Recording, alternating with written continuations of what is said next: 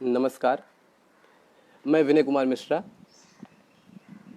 सबसे पहले जनसुलभ पुस्तकालय का बहुत बहुत धन्यवाद, बहुत बहुत आभार कि नरेश सक्सेना जी के विशेष जन्मदिन पर चलाई जा रही इस श्रृंखला का मुझे हिस्सा बनाया। इसलिए जनसुलभ पुस्तकालय का बहुत बहुत धन्यवाद और आप सभी देखने सुनने वालों का भी बहुत बहुत धन्यवाद। प्रणाम, नमस्कार। जैसा कि बोलने का विषय है नरेश सक्सेना के इंद्रधनुषी रंग, इंद्रधनुषी चरित्र। हम सबको अवगत है कि नरेश सक्सेना सिर्फ कविता नहीं लिखते, सिर्फ बांसुरी नहीं बजाते, सिर्फ माउथ ऑर्गन नहीं बजाते। उनके पास कई कलाएं हैं जिनके वो बहुत सारी कलाओं के वो धनी हैं। मैं पिछले 2 साल से नरेश सक्सेना जी के साथ में रहता हूँ। मैं लगभग रोज उनके साथ मिलता जुलता हूँ, रोज बातचीत होती है और अक्सर कलाओं पे ही बातचीत होती है।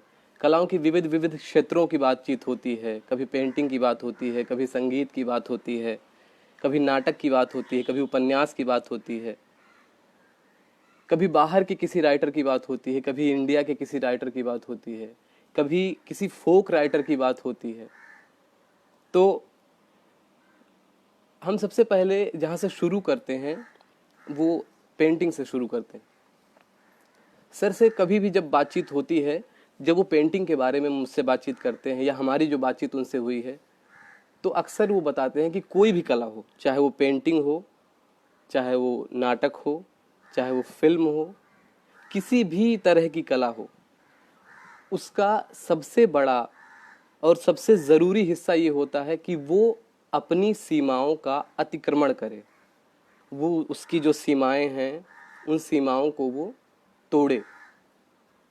तो पेंटिंग की सीमाओं में वो कहते हैं कि पेंटिंग जैसे एक फ्रेम होता है, पेंटिंग एक फ्रेम होता है, उसकी सीमाएं हैं कि वो एक ही जगह पे वो रहेगा, वो हिल नहीं सकता, डुल नहीं सकता। उसको जहां लगा दिया जाएगा उसमें कोई बदलाव नहीं आएंगे। हाँ, पुराना हो सकता है लेकिन उसमें कोई बनावट के तौर पे कोई बदलाव नहीं आएंगे। तो उसकी ये सीमाएं हैं कि वो बदल नहीं सकता है। उन सीमाओं से वो कैसे बाहर निकलेगा, उन सीमाओं का कैसे अतिक्रमण करेगा, कैसे उन सीमाओं को पीछे छोड़ेगा। तो सबसे जरूरी जो उसका होता है कि वो अपनी गति को, उसकी सबसे बड़ी जो बाधा होती है पेंटिंग की, वो गति की होती है। वो गति कैसे उसमें आए जिससे लगे कि इसमें गतियां हैं, ये पेंटिंग तो चलता हुआ है, ये पेंटिंग तो रुका हुआ नहीं है। तो जो पेंटर होता है वो पेंटिंग में ऐसे पेड़ बनाता है जैसे लगता है पेड़ अभी किसी हवा के सहारे एक तरफ झुक रहे हैं, जिससे लगता है कि उस पेंटिंग में गति है। वो पेंटिंग एक खास तरीके की एक हवा के दिशा में है।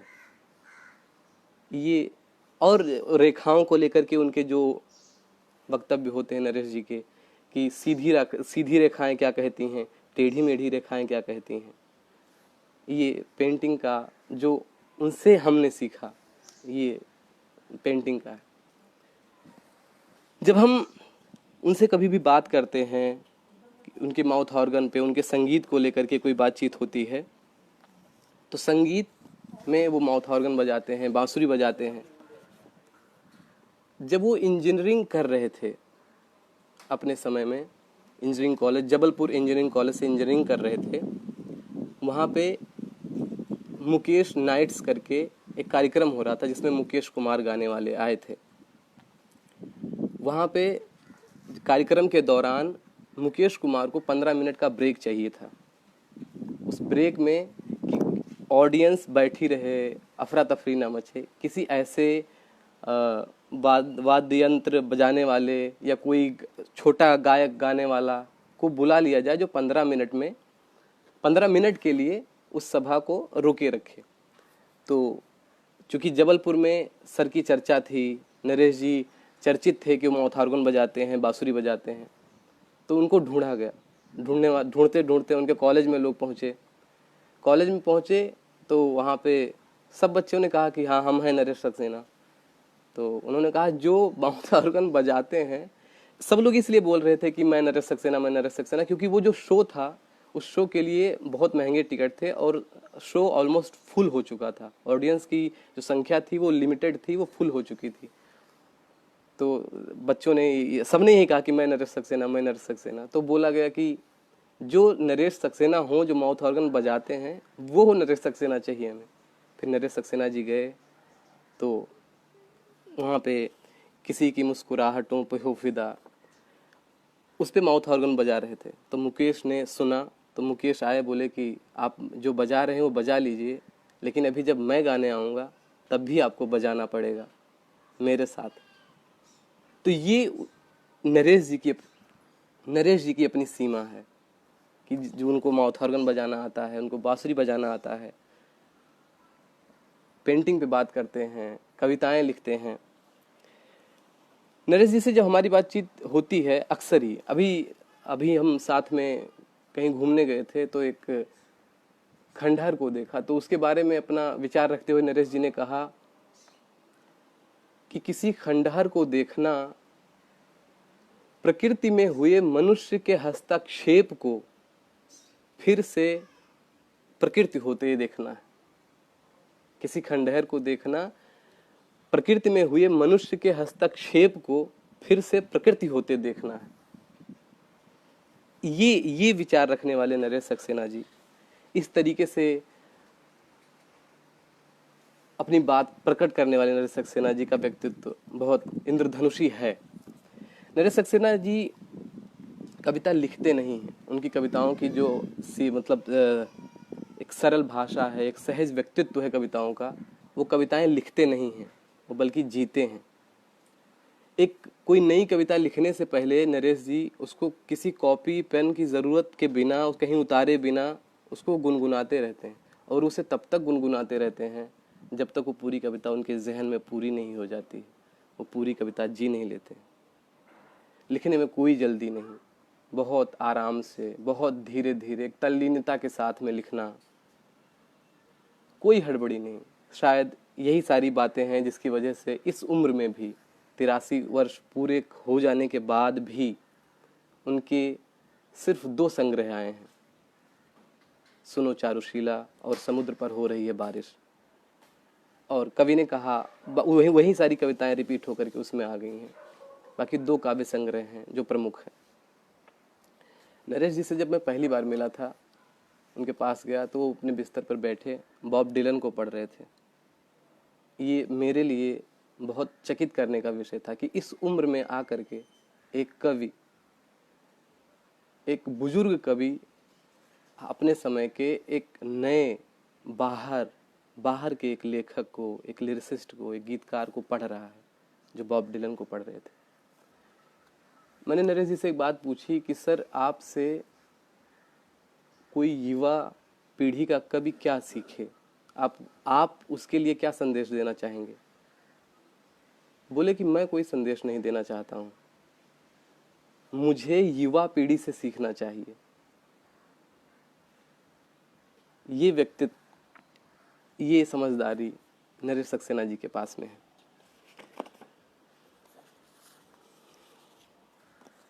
नरेश जी से हमारी बातचीत के दौरान उनसे मैंने एक बार पूछा कि सर, कविता लिखने और कविता जो लिखते हैं उनका अपना राजनीतिक हस्तक्षेप कितना होना चाहिए, किस तरीके से होना चाहिए या नहीं होना चाहिए, पे उन्होंने जो जवाब दिया वो मैं आपको बताता हूँ।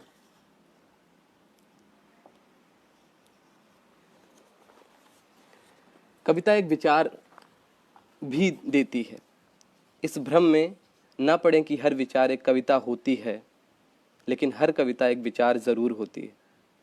विचार मनुष्य के हित में होता है या अहित में, इसी से अलग अलग विचारधाराएं उसकी पक्षधरता निर्धारित करती हैं, और कविता राजनीति का माध्यम बन जाती है। हमारे समय में ऐसी कोई वस्तु या नियम कानून नहीं है जिसे राजनीति तय न कर रही हो। राजनीति ही तय करती है कि नदी को बहने दिया जाए या उस पर बांध बना दिया जाए। बीच में हुई बाधा के लिए उसके जल का क्या उपयोग किया जाए, यानी सिंचाई में उसका पानी खर्च हो या उसे कोका कोला बनाने में खर्च किया जाए, ये सारी चीज़ें राजनीति तय करती है। एक लेखक सिर्फ लिखता रहेगा या सिर्फ लिखने से राजनीति, जब लिखता है, अपनी बात कहता है, तो वो सिर्फ लिखने भर से उसका व्यक्तित्व तय नहीं होता है। वो जब लिख रहा होता है अपने घर में बैठ करके, उसके घर में आग लग जाएगी तो क्या वो आग बुझाने नहीं जाएगा? उसके घर में कोई बच्चा फिसल के गिर जाएगा तो क्या उसे उठाने नहीं जाएगा? ये व्यक्तित्व एक लेखक का होना चाहिए कि अगर उसके देश में भूखमरी है, उसके देश में शिक्षा का स्तर लगातार नीचे गिर रहा है, तो ये एक कवि का, एक लेखक का राजनीति में हस्तक्षेप होना चाहिए, नहीं तो सिर्फ लिखने भर से काम नहीं बन पाएगा। मैं नरेश जी की एक कविता सुनाता हूं इसी विषय पर। मछलियों को लगता था कि जैसे वह तड़पती हैं पानी के लिए, पानी भी उनके लिए तड़पता होगा। मछलियों को लगता था कि जैसे वह तड़पती हैं पानी के लिए, पानी भी उनके लिए तड़पता होगा। लेकिन जब खींचा जाता है जाल, तो पानी मछलियों को छोड़कर जल से निकल भागता है। पानी मछलियों का देश है, लेकिन मछलियां अपने देश के बारे में कुछ नहीं जानती। पानी मछलियों का देश है, लेकिन मछलियां अपने देश के बारे में कुछ नहीं जानती। नरेश जी की कविता को पढ़ने में जो आनंद आता है, उससे ज़्यादा आनंद उन्हीं के द्वारा उनकी कविता को पढ़ने में आता है। जब उनको आप सुनते हैं, जब वो पढ़ते हुए उनको सुनते हैं, ये गुण उनको नाटक से आया, ऐसा वो बताते हैं। उन्होंने नाटक भी किए हैं अपने जीवन में। ये गुण जो उनको मिला है वो नाटक से आया है। भानु भारती के कार्यशाला के दौरान उन्होंने त्रिशंकु नाटक किया था। नरेश जी की कविता हिंदी की सहज लय की कविता है। खड़ी बोली में गद्यात्मक से लेकर, खड़ी बोली में गद्यात्मक से लगते वाक्य विन्यास को ही कविता में बदल देने की जो शक्ति है नरेश जी के पास में, उसकी अचूक पहचान नरेश जी की कविता में दिखाई देती है। नई कविता के जिन कवियों में इस सृजनात्मक विकास दिखाई देता है, उनमें अज्ञेय, निराला, रघुवीर सहाय, शमशेर आदि कवि हैं। उन्हीं के साथ में नरेश सक्सेना जी का भी नाम विशेष रूप से उल्लेखनीय है। बोलचाल के इस लयात्मक संरचना के ही कारण उनकी कविता का स्वभाव मूलतः बातचीत का है, और इसी कारण उसे एक प्रभाव और सहजता आती है। जो ये सब गुण मिलकर उनकी कविता में वो सामर्थ्य विकसित कर देते हैं कि वो सरल तरीके से कठिन स्थितियों को और अनुभवों को संप्रेषित करने में कामयाब होते हैं। एक कविता है नरेश जी की, आधा चांद मांगता है पूरी रात। पूरे चांद के लिए मचलता है आधा समुद्र, आधे चांद को मिलती है पूरी रात। पूरे चांद के लिए मचलता है आधा समुद्र, आधे चांद को मिलती है पूरी रात। आधी पृथ्वी की पूरी रात, आधी पृथ्वी के हिस्से में आता है पूरा सूर्य। आधे से अधिक, बहुत अधिक मेरी दुनिया के करोड़ों करोड़ लोग, आधे वस्त्रों से ढांकते हुए पूरा तन, आधी चादर में फैलाए पूरा गांव। आधे भोजन से खींचते पूरी ताकत, आधी इच्छा से जीते पूरा जीवन। आधे इलाज को देते पूरी फीस, पूरी मृत्यु पाते आधी उम्र में। आधी उम्र बची, आधी उम्र नहीं, बीती आधी उम्र का बचा पूरा भोजन, पूरा स्वाद, पूरी दवा, पूरी नींद, पूरा चैन, पूरा जीवन। पूरे जीवन का पूरा हिसाब हमें चाहिए। हम नहीं समुद्र, नहीं चांद, नहीं सूर्य, हम मनुष्य, हम आधे चौथाई या उससे भी कम, लेकिन पूरे होने की इच्छा से भरे हम मनुष्य।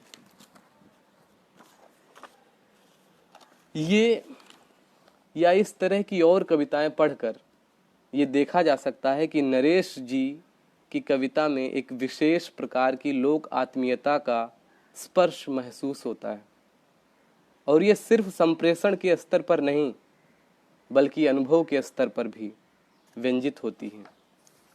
बल्कि ये कहना हमें ज़्यादा उचित होगा कि जब उनकी कविताएं हम पढ़ते हैं या सुनते हैं, तो जैसे मुझसे कोई कहे कलम, तो मुझे अपने घर की रखी किसी ताखे में रखी कलम याद आ जाती है। उसी प्रकार की नरेश जी की कविताएं हैं, इतनी सहज, इतनी सरल कि हमें अपने घर में रखी हुई चीज़ों की जैसे याद आती है, वैसी कविताओं से जुड़ी सरल भाषा का वो हम पर असर पड़ता है।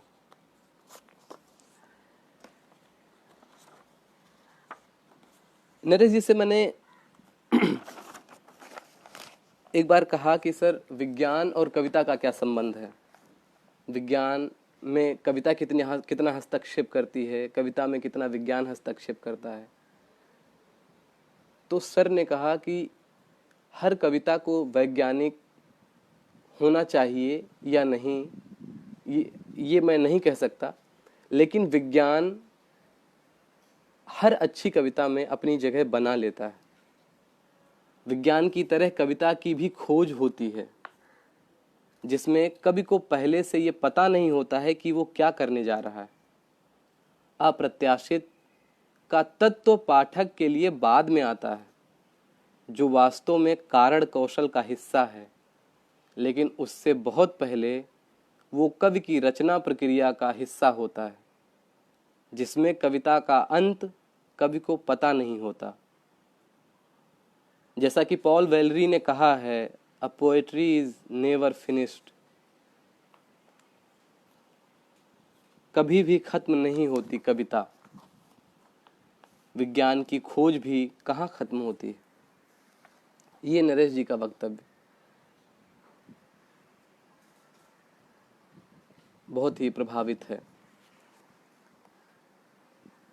कविता और कथा के संबंध में कि कविता कितनी कथा होती है और कथा कितनी कविता होती है के संबंध में नरेश जी कहते हैं कि कविता और कथा और आयोजक, कि कविता और कथा और आलोचना ये एक दूसरे के रूप में कैसे अलग होते हैं, ये भी एक अलग विषय हो सकता है। क्योंकि जहाँ भी सूक्ष्मता, सौंदर्य और संवेदना होगी, वहाँ कविता होगी। वो कौन सी कविता है जिसमें कथा नहीं? आप किसी भी अच्छी कविता का स्मरण करें तो उसमें निहित कोई ना कोई कथा आपको ज़रूर मिलेगी। कविता या कथा एक पंक्ति में कह सकती है, कविता कोई भी कथा एक पंक्ति में कह सकती है। यही बात हमें कथा से अलग करती है कविता में। नरेश जी की एक और कविता मैं आपको सुनाना चाहूँगा।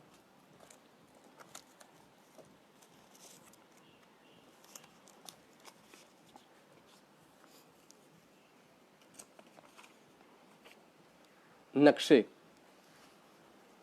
नक्शे में जंगल हैं, पेड़ नहीं। नक्शे में नदियां हैं, पानी नहीं। नक्शे में पहाड़ हैं, पत्थर नहीं। नक्शे में देश हैं, लोग नहीं। समझ ही गए होंगे आप कि हम सब एक नक्शे में रहते हैं। हमारी पैंटों और चप्पलों से लेकर वल्दियत और चोटों के निशान, नब्ज, रक्तपात और तापमान, स्वप्न और स्मृतियों सहित नप चुके हैं और नक्शे तैयार हैं। नक्शों में नदियां अब भी कितनी साफ हैं और चमकदार, कहती हुई हमें तो अब यहीं अच्छा लगता है। नक्शों में गतियां हैं, लक्ष्य हैं, दिशाएं हैं, अतीत है, भविष्य है और सब तरह के रंग क्या नहीं हैं। बाजरे की रोटियां और धनिए पुदीने की चटनी तक नक्शे में जा चुकी हैं। एक लंबे क्यू में खड़े बदहवास हम पूछते हैं, भाई साहब कहीं हम नक्शों से बाहर तो नहीं छूट जाएंगे। नक्शों में सबसे खतरनाक चीज होती है उनका पैमाना। पैमाना घटाते ही बौने हो जाते हैं पहाड़, समुद्र पोखर हो जाते हैं, शहरों को छोड़िए छोटे मोटे देश तक गायब हो जाते हैं। इसमें कसूरवार नक्शे नहीं, आंखें ठहराई जाती। तफरीह की जगह नहीं है ये। नक्शों से फौरन बाहर निकल आइए। मुझे लगता है एक दिन सारे नक्शों को मोड़ कर जेब में रख लेगा कोई मस्खरा और चलता बनेगा। नरेश जी की एक और कविता है, उसे ले गए। अरे कोई देखो मेरे आंगन में गिरा कट कर, गिरा मेरा नीम, गिरा मेरी सखियों का झूलना, बेटे का पालना गिरा। उड़ी उसकी चिड़िया, देखो उड़ा उनका शोर। देखो एक घोंसला गिरा, देखो वो आरा ले आए कुल्हाड़ी और रस्सा ले आए उसे बांधने। देखो कैसे कांपी उसकी छाया, उसकी पत्तियों की छाया जिससे घाव मैंने पूरे। देखो कैसे कटी उसकी छाल, उसकी छाल में धसी कुल्हाड़ी की धार। मेरे गीतों में धसी, मनौती में धसी, मेरे घावों में धसी कुल्हाड़ी की धार। बेटे ने गिन लिए रुपए, मेरे बेटे ने, देखो उसके बाबा ने कर लिया हिसाब। उसे ले गए जैसे कोई ले जाए लावारिस लाश, घसीट कर ऐसे उसे ले गए आंगन की धूप छां, सुबह शाम चिड़ियों का शोर। ले गए ऋतुएं, अब तक का संग साथ, सुख दुख सब जीवन ले गए। ये नरेश जी की कविता है जिसमें लोग, चिड़िया, पत्थर, ईंट। मैंने नरेश जी से एक बार पूछा कि आपकी कविताओं में हर सब कोई कहता है कि ईंट, बालू, पत्थर, पहाड़, नदी, झरना, यही सब आते हैं। तो नरेश जी ने बहुत हंसते हुए जवाब बोला कि मेरी पढ़ाई इंजीनियरिंग से हुई है, मैंने इंजीनियरिंग किया है, उसी से मेरी रोजी रोटी चलती है। अगर मेरी रोजी रोटी मेरे लिखने में नहीं आती है, मेरे लिखने में वो चीज़ नहीं आती है जिससे मैं ज़िंदा रहता हूँ, जिन्होंने मेरे साथ दिया, तो मेरा लिखना सफल नहीं माना जाएगा। उनकी एक कविता है ईंट, हम पढ़ेंगे।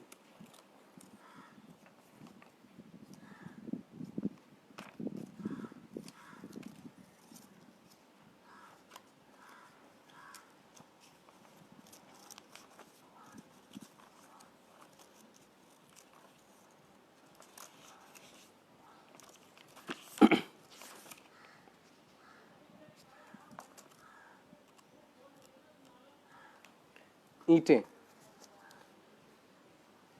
तपने के बाद वे भट्ठे की समाधि से निकली, तपने के बाद वे भट्ठे की समाधि से निकली और एक वास्तुविद के स्वप्न में विलीन हो गईं।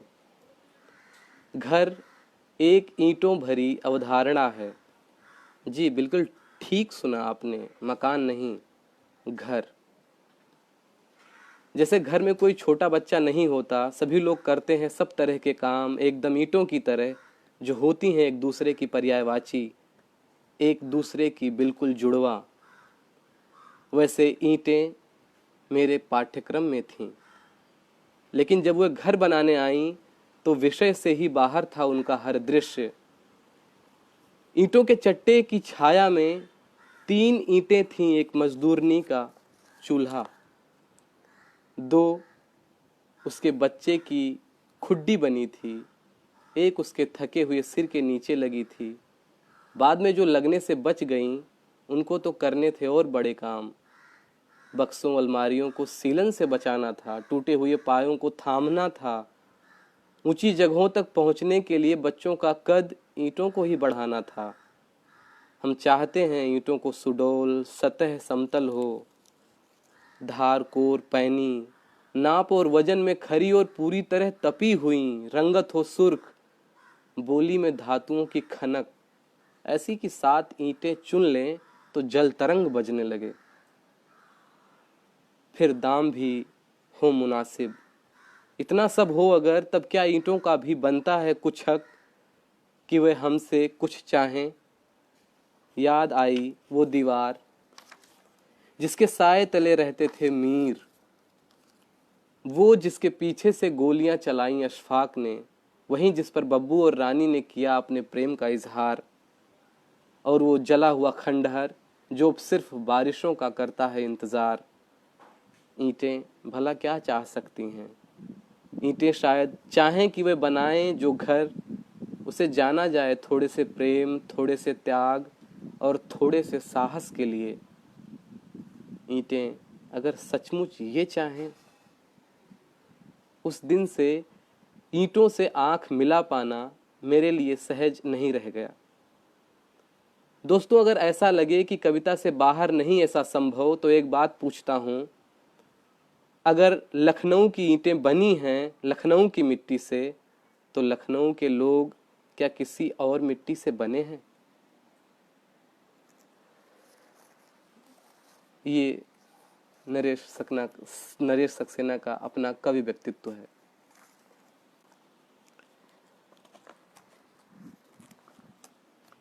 एक कविता और सुना करके मैं ये बातचीत यहीं ख़त्म करता हूँ। बातचीत क्या, मैं अपना वक्तव्य ख़त्म करता हूँ।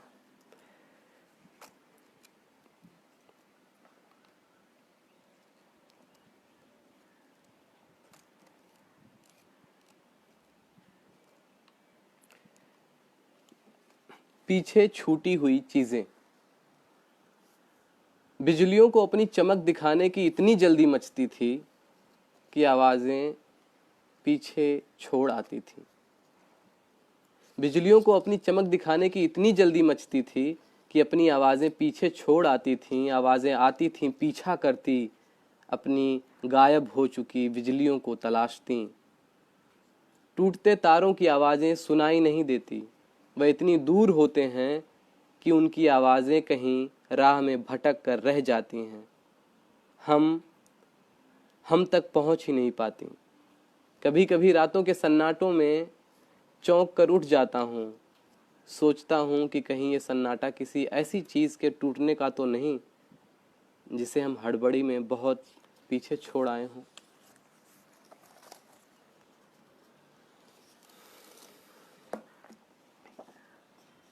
नरेश जी का ये कवि व्यक्तित्व, ये काव्य दृष्टि, ये कवि कर्म बहुत बहुत हम लोगों को वाकई सीखने के लिए प्रचुर है। वो धैर्य, वो सहजता, वो वाक्य सहजता जो अपनी कविता में नरेश सक्सेना जी प्रस्तुत करते हैं, वाकई बहुत सुखद है। और अब मैं अपनी बातचीत, अपना ये वक्तव्य यहीं ख़त्म करता हूँ। फिर से एक बार नरेश सक्सेना जी को 84वें वर्ष में आने के लिए बहुत बहुत धन्यवाद। जनसुलभ पुस्तकालय का बहुत बहुत धन्यवाद, जिन्होंने ये मौका दिया हमें बोलने का। बहुत बहुत धन्यवाद आप सबका, जिन्होंने इतने धैर्यपूर्वक उल्टी सीधी बातों को सुना। बहुत बहुत धन्यवाद आप सबका, धन्यवाद।